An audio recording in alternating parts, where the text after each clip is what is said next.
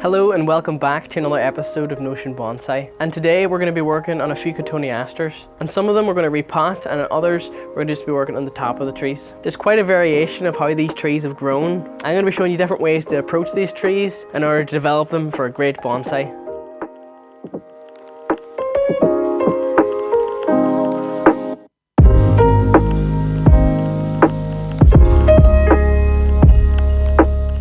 So we have got 4 trees that we're going to be working on today, and all of the videos that I have created thus far have been to show how to make a finished bonsai, if you will. Something like this one here, a tree that's presentable, and it's in a lovely rectangular pot, and you could consider it finished. There are quick and easy ways to develop bonsai and place them in a pot like this and have something that looks great. But today I'm going to be working a little bit differently in the sense that I'm going to be looking maybe 5-10 years ahead for the future of a tree rather than having something that looks great in the moment. I'm actually going to start with this tree and explain why I don't think this is at its full potential as a bonsai. With bonsais, I think it's important to create a tree that has a lot of taper in the trunk. It's not always required, but it looks quite nice when you have good movement and taper. I think it makes a tree look more powerful. And with this tree, it's just a straight trunk the entire way up. When you get to the canopy of the tree, there's no real shape to it. It's just sort of a bush growing wild. We're just going to give this a little trim here and get the branches in order. The top of the tree also doesn't have much ramification, and that's what I want to try and create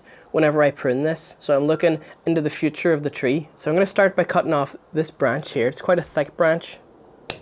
Ramification is essentially whenever a branch emanates from the trunk, and instead of it being a long spindly branch like this one, where it is the same thickness the whole way down, a branch with good ramification is thick when it leaves the trunk and gradually gets thinner and thinner and thinner with each split of the branch. Let me know in the comments if that makes sense. So to encourage ramification, every time we prune a branch on a tree, this encourages the tree then to produce side branches from where we cut instead of growing really, really long. So if one year we prune and it develops a side branch, and we prune again the following year, that develops a side branch, we prune again, that develops a side branch, we get this beautiful natural looking movement throughout a branch of a tree without using any wire. As a rule of thumb, it's always good to prune back to a few set of leaves, maybe not the only leaf left on the branch, as the branch could die, but it's good to leave something on the branch just to pull the sap and the branch won't die. We're trying to get this as compact as we can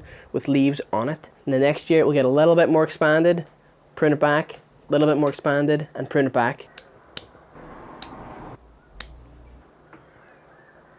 So when is it okay to prune this tree? You can prune the old growth off in spring, just before the burst of growth starts on the tree. But you can also prune throughout the growing season in summer. And if you want to give the tree more back button, you can just pinch the growing shoots off, and that will encourage denser growth in the tree. But I wouldn't advise doing this after midsummer, because then you'll be pinching off the flowering shoots for the following year. And I really like the little white flowers that Cotoneasters produce. Here's a picture of it whenever it was flowering earlier this year, and now it's got these little red berries on it. Sometimes it's good to work on a turntable, and that way you can see the tree from all angles. So when you spin the tree, you're looking sort of for unbalance. I can see this part is sticking out quite a lot. The pruning decisions that you make are very much up to you, as long as you understand the way the tree grows. So I want to explain a thing called directional pruning. Directional pruning is when you decide which leaf to keep on the branch as you cut it. And the leaf that you keep on the branch is the one that will become the next branch. So if I wanted the tree to develop in this direction to the left, I would simply prune it to here and allow this leaf to develop. But on the other hand, if I wanted the tree to develop to this side on the right, I would prune it to a lower leaf that has a leaf growing on that direction. The cut you make will determine where the next branches are going to grow into. So maybe if I was cutting in the inside of the tree here, I would directional prune and leave leaves on the outside so the canopy becomes more expanded. It's all up to your own vision and design and how you want the tree to look. So I'm just going to go ahead and prune more. This seems rather drastic, prune it in so close, but I'm going to cut right in here and remove this entire section. This branch here is quite thick in comparison to the other branches around it. You don't want to let one branch get very thick and the rest sort of trail behind. I'm just going to shorten it back to the thinner branch that's on it already, and that just creates a little bit of taper on this branch as it's thicker here and then develops into a thinner branch. And these branches right here are growing too low. I'm going to develop it from further up. It's actually just one massive branch growing at a weird angle. See if I can remove it in one go.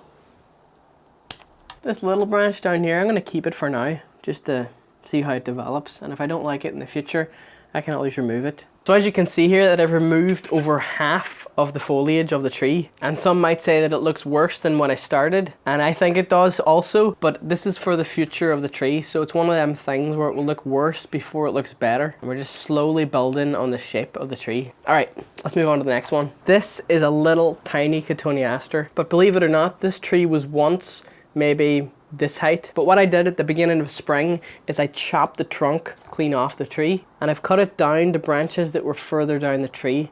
So as this is right now, it sort of just looks like a stump with some branches growing off to the side. What I want to do is place on some wire and encourage these branches to grow straight up like this. That's all I'm going to do, and maybe give it a little prune. So I'm going to take a little piece of wire that I've already used before. I like to reuse wire. I don't like to throw out wire or cut it off the tree if I don't have to. You just unwind it. And before we go further, I'm just going to take an old toothbrush and scrub the base of this tree, because I can see some moss developing, and you don't want that. If moss develops in the base of a tree, it can actually rot the bark off the tree and give you a whole load of problems that you don't want. If you ever see moss or wetness at the base of a tree, it's okay just to scrub it off with a toothbrush. So to wire this, I'm going to stick the wire down in through the soil. Now bear in mind, this Cotoneaster was repotted from a giant pot this year, just in early spring. I'm going to wrap it around the trunk. Did you know there's over like 200 species of Cotoneaster, and many of them can be used for bonsai? See how it's going up the trunk so far? Just be very careful.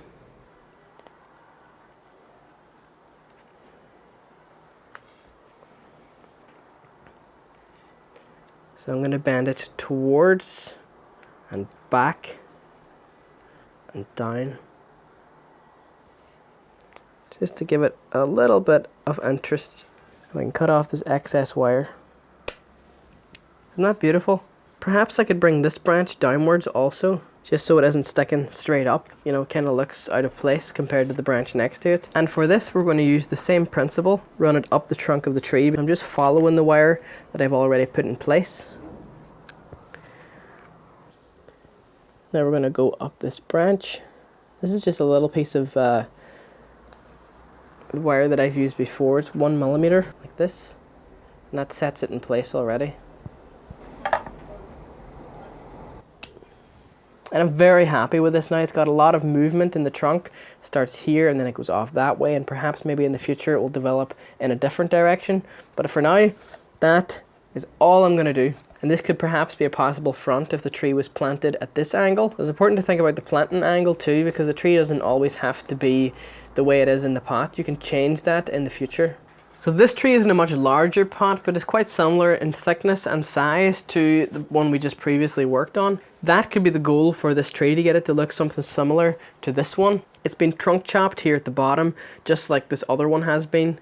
But it looks a little bit out of shape. It might need a little bit of refinement on the area where we've trunk chopped it here. This tree came straight from a garden centre and has been quite neglected all year. All I did was trunk chop it and leave it at that. So as you can see here, there's quite a lot of moss around the base of the tree that I'm going to remove first.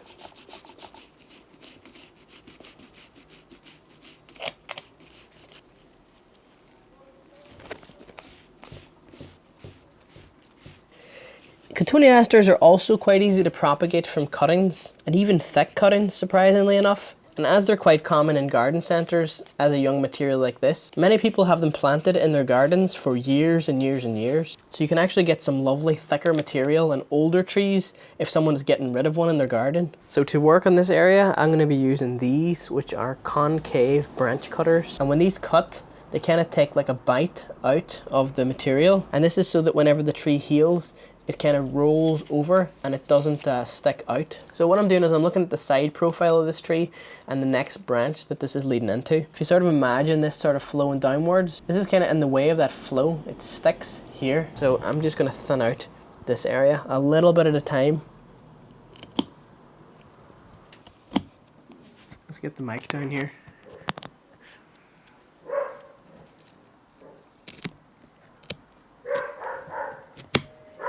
Alright, so do you see now how this has a better side profile and the taper of the tree flows up nicely into the next branch? in the leader here. This is a technique of blending seamlessly into the next branch as you create cuts up a tree to give it taper from the base.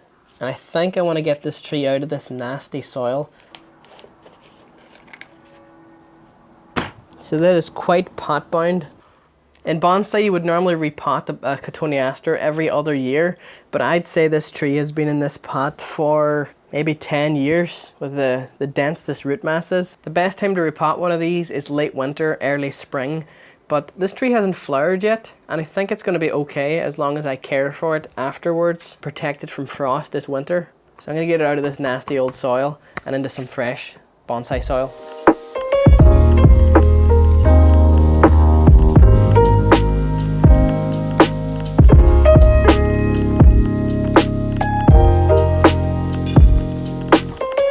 So I have reduced the roots quite significantly compared to the pot that it was in. I did prune some of the roots, but I'm not going to bare root this tree because if I take away all of the soil, especially at this time of the year, the tree may not survive. So I want to put this in a relatively largish pot. I don't want to reduce it down to the size of this tree because I want this to heal quite quickly.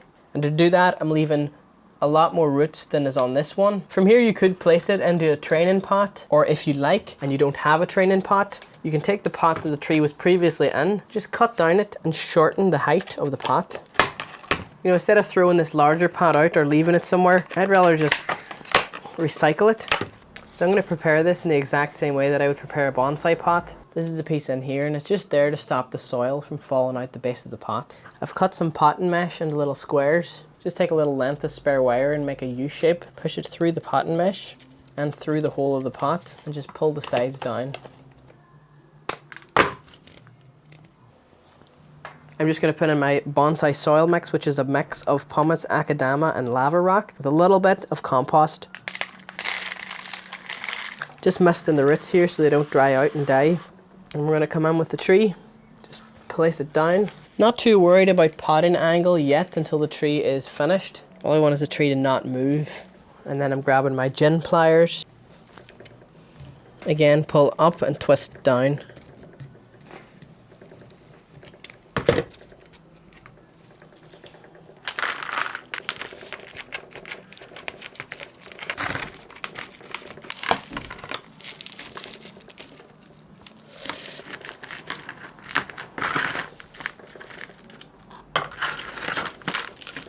So the tree has now been nicely repotted into some fresh bonsai soil. Already I can see some branches growing straight up that I don't want. These branches are a little bit long, so I'm just going to shorten them to maybe the first 2 sets of leaves. This branch is growing straight up. I'm going to shorten that a little. And now we're going to apply some wire and tilt the tree up like this. So for this I'm going to use some really thick wire. This is 3mm wire and it's made of aluminium. And because Cotoneasters in terms of their bark are quite soft, you don't want to leave the wire on for a very long time as it can scar the beautiful bark so easily. And it's very hard to grow out of the tree once it has a scar on the trunk. So keep a very close eye whenever you wire Cotoneasters or any deciduous tree. Bending it up here now. Now I want this little branch to come back on itself here. So to do that, I'm just going to loop the wire that's at the top.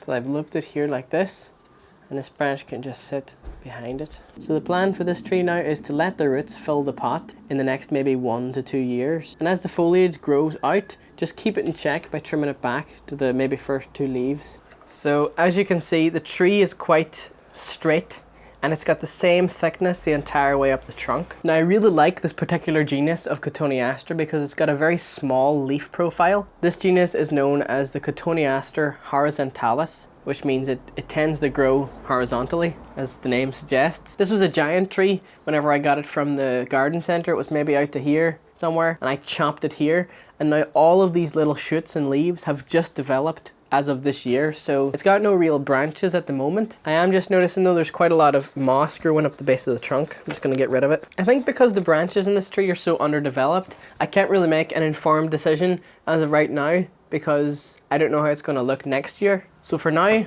I'm just going to leave the tree as it is and be patient. And there we have it. So that was my approach to 4 different Cotoneaster trees to develop as bonsai. You want to water them quite regularly whenever the trees are in flower, and be careful not to get water on the flowers, as that can diminish the lifespan of the flower of the tree, can sort of rot them off. And in winter you just want to keep the soil moist, never let it dry out. If you've bonsaied a Cotoneaster yourself, let me know how you did in the comments. Remember to leave a like down below this video, also it helps me out a lot, and subscribe if you're new. Thank you so much for watching, and I'll see you guys in the next one.